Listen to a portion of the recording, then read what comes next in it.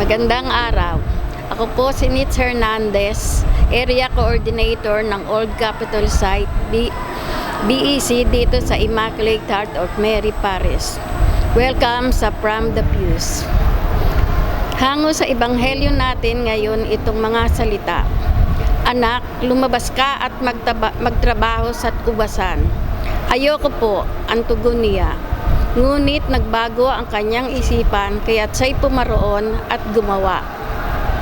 Umaayaw tayo, ngunit sinusunod at gumagawa naman tayo dahil naisip natin na ang ating mahal na Ama ang nag-utos. Marapat lang na ito'y ating sundin at gawin dahil mahal natin ang ating Ama at ayaw natin siyang bigyan ng sama ng loob at magalit. Gusto nating tayo ay mahalin din niya. Marami sa atin ang nagsasabi na mahal nila ang Diyos. Sapat na ba ang salita? Marami ang sumasang-ayon, ngunit sa salita lamang at hindi ginagawa. Para sa akin, ang pagpapatoo na mahal natin ang Diyos ay yung paglilingkod, pagmamahal, pagmamalasakit at pangunawa sa ating kapwa. Bilang isang BEC coordinator, ito ay malaking hamon para sa aking kakayahan. Dahil first time kong naging leader ng isang community. Walang botohan na nangyari. Nasa loob kami noon ng isa sa mga room sa parokya. Dahil katatapos lang ng meeting namin ng mga kapwa ko katitista, nang lapitan ako ni Tita Nori Fernandez kasama si Father Martin.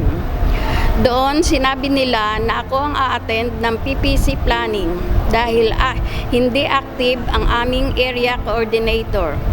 Ako nga ang napili nilang pumalit. At tubili ang aking pagsagot.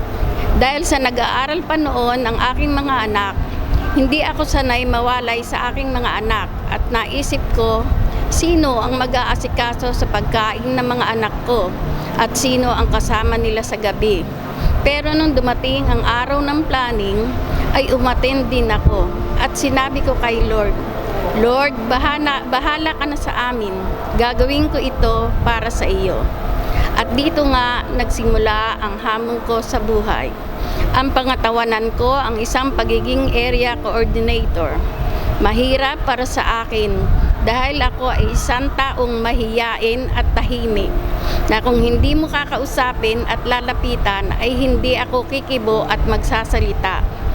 Pero dahil sa naisip ko na ito marahil ang gawaing ibinigay ng Diyos sa akin, kasama ko si Lord, ako ay lumalapit at nagbabahay-bahay upang mahimok na maging kasama ko dito sa BEC. Marami ang tumugon ng pagsang-ayon, pero nakakalungkot dahil sa oras ng mga gawain tulad ng mga meeting, Bible sharing, formation at iba pa nating gawain sa simbahan ay hindi sila dumadating. Nakakakalungkot maging dito sa ating parokya. Marami tayong organisasyon, ministry na member at officer, pero makikita pag may announcement ng mga gawain ay kakaunti ang umaattend. Marami nga sa atin ang nagsasabi na mahal nila ang Diyos sa salita. Para sa inyo po, sapat na ba ang salita lamang? O gagawin ba ninyo ang hinihingi na gawain ng Diyos sa inyong pamayanan?